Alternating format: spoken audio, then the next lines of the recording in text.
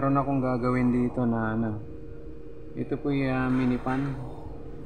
Gumagalaw na po yung charging pin niya, hindi na nagcha-charge siya. Ayun nyo, parang ngipin na ano, umuuga-uga.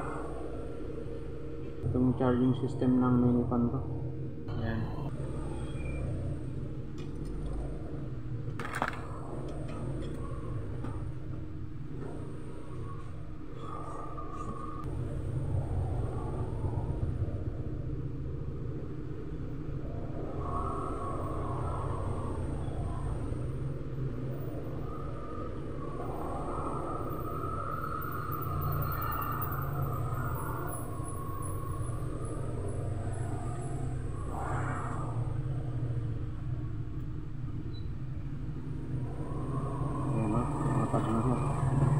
Yun na, uga-uga, parang ngipin na ano, matatanggal na.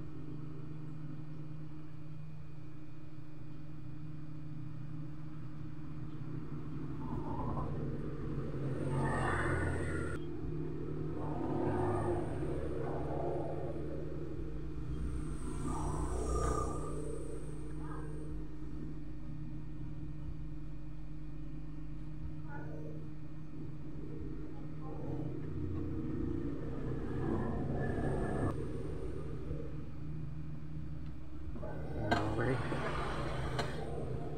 Subukan natin ngayon yung battery niya dito. So, lagyan natin ito ng... Ayan, tapos na to. Okay na to.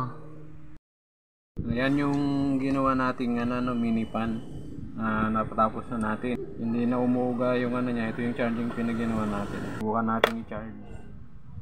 Ayan, subukan natin i-charge. Ayan siya. Nag-charge na siya.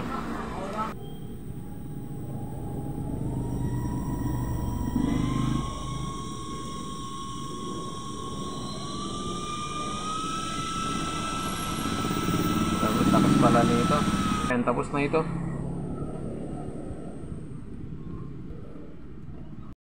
Kung ang video ito ay makakatulong, paki-subscribe po ang aking YouTube channel at paki-follow po ang aking FB page. Maraming salamat po. Kung may ganito kayong mini pan ano, na may problema, kontakin nyo lamang po ako o visit po kayo dito sa Eagle Repair and Accessory Shop para mabigyan ng solusyon po yung problema ng ganitong mini pan ninyo.